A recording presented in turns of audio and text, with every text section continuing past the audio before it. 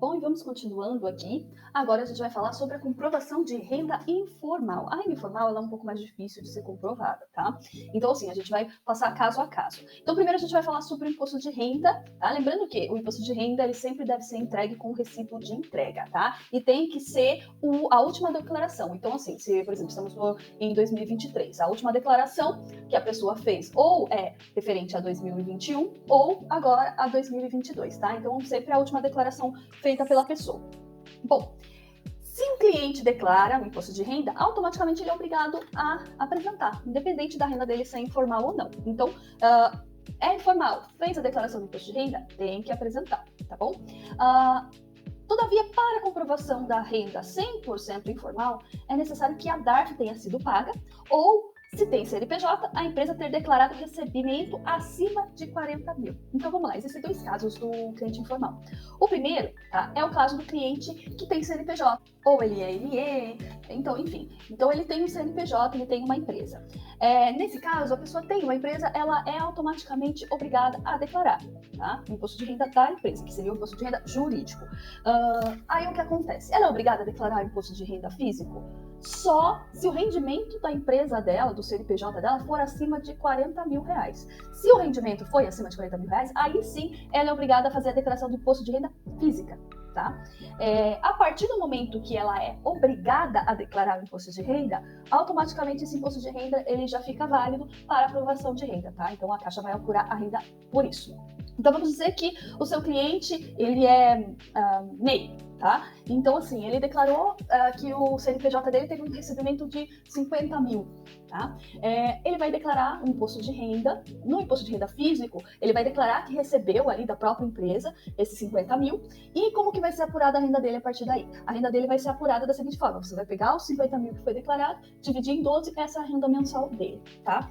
Então, o cliente que tem CNPJ, é muito mais fácil a aprovação de crédito dele, porque a renda dele fica mais formalizada, a renda dele fica mais fácil de ser comprovada, a sua profissão, ele fica caracterizado para o banco, tá? Então, porque vocês têm que pensar assim, o banco, ele vai fazer um empréstimo para 30, 35 anos. Então, ele precisa saber se essa pessoa, ela vai estar apta, não só hoje, mas daqui 30, 35 anos para pagar esse financiamento, tá? Então, é muito importante a gente caracterizar. Agora, existe o cliente que não tem CNPJ, o cliente que ele não tem empresa, trabalha totalmente por conta, então, assim, se ele conseguir fazer o imposto de renda, tá? Ele vai declarar como trabalho não assalariado. Tá? É melhor para ele, na aprovação, na avaliação do crédito, tentar fazer como imposto de renda. Não digo que ele vai aprovar 100% exatamente o valor que ele precisava, mas vai ser muito melhor a análise dele se ele fizer a declaração do imposto de renda. Bom, e aí como é que é feita essa declaração? Lembra que eu falei que o banco ele aceita o imposto de renda desde que a pessoa seja obrigada a declarar. Se a pessoa declarar, nesse caso, esse cliente que trabalha por conta, ele declarar um valor menor, um valor que esteja abaixo, um valor que esteja dentro do limite de isenção de imposto, o banco não vai considerar, porque ele é isento. Se ele é isento de imposto, então sim, ele está declarando por quê? Né? Se ele não tem a razão de estar declarando. Então, o banco não aceita, tá? Aí o que acontece? Nesse caso, a gente sempre aconselha o cliente, primeiramente, ele vai ter que apresentar uma movimentação bancária, que é o que a gente vai falar em seguida. Mas é melhor o cliente sempre fazer uma declaração sobre o que ele realmente ganha, o que ele realmente movimenta, tá? E estar acima do limite de isenção. Eu vou passar depois aqui para vocês no rodapé qual é o valor atual do limite de isenção do imposto de renda, tá? Mas o ideal tá, é ser sempre acima, pagar a DARF, ou seja, nem que seja o mínimo do imposto, tá? Então, a partir do momento em que a sua renda passa do limite de isenção, tecnicamente você é obrigado a declarar. Então, é aceito o imposto de renda, é assim que funciona, tá? A questão do imposto. Aí, vamos passar para a segunda etapa, que é a movimentação bancária, tá?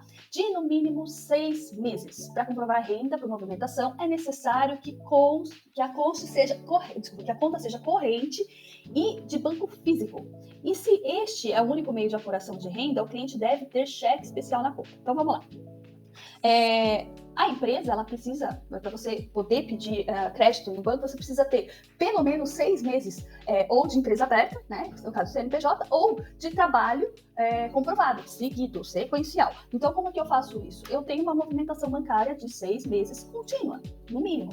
Ah, mas eu vou comprovar renda com o imposto de renda. Provavelmente o gerente vai pedir a movimentação bancária também para saber se está de acordo com o que você declarou, tá bom?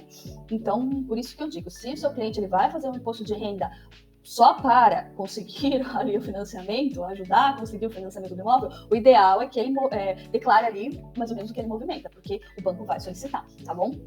Assim, 99% dos casos o banco solicita. Aí o que acontece? Ele precisa que seja de um banco físico. É assim, hoje a normativa ainda existe. Porém, em um caso ou outro, a gente consegue que não seja em bancos físicos. Por exemplo, se a pessoa tem a declaração de imposto de renda, às vezes eles quebram um pouco essa regra. Então já fica mais fácil, tá? A análise.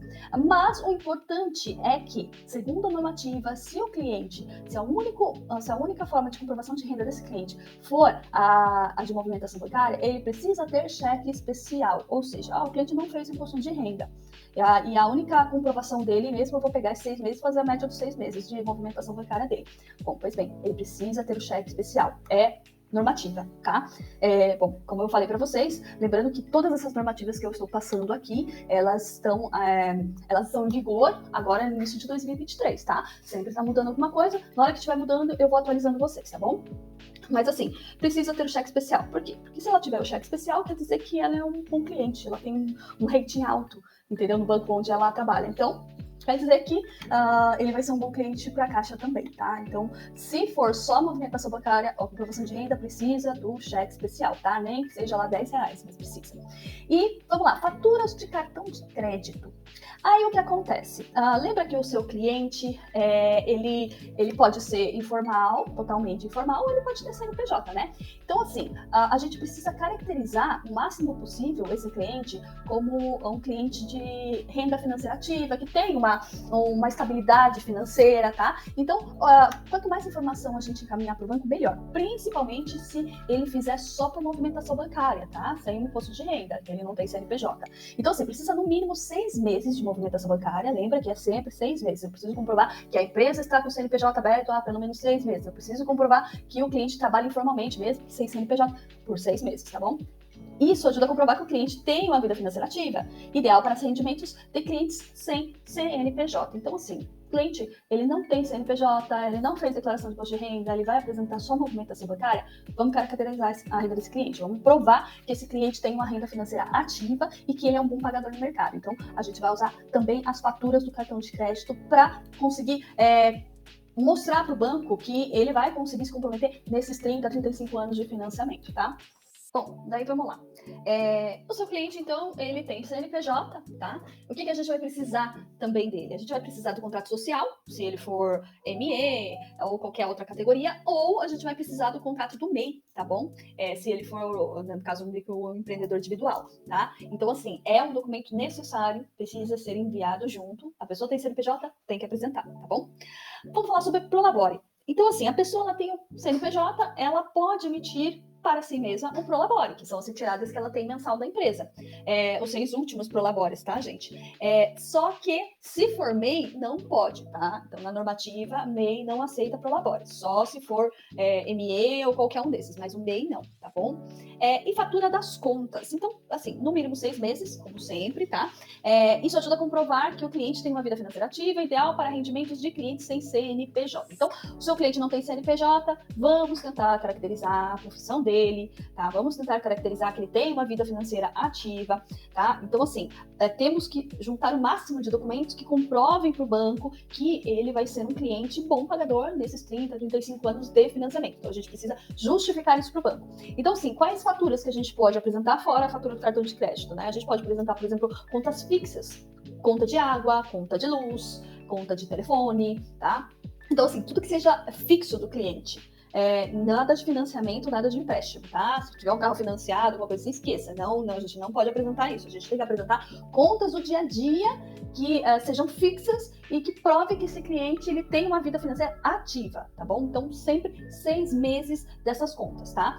Lembrando, novamente, o de CNPJ, legal. Quanto mais vocês conseguirem enviar de documentação para justificar, para mostrar que esse cliente tem uma vida financeira ativa, que ele é um bom pagador, que ele vai ser um bom cliente para a Caixa, ótimo. Mas, se o cliente não é CNPJ, se ele vai comprovar a renda com movimentação bancária, gente, peguem o máximo de documentos que você pode tá juntando ali no processo dele e, principalmente, tentem ali, via documentos, justificar, mostrar qual é a profissão do cliente. Então, por exemplo, um cliente é um corretor de imóveis, tá? Sem CNPJ.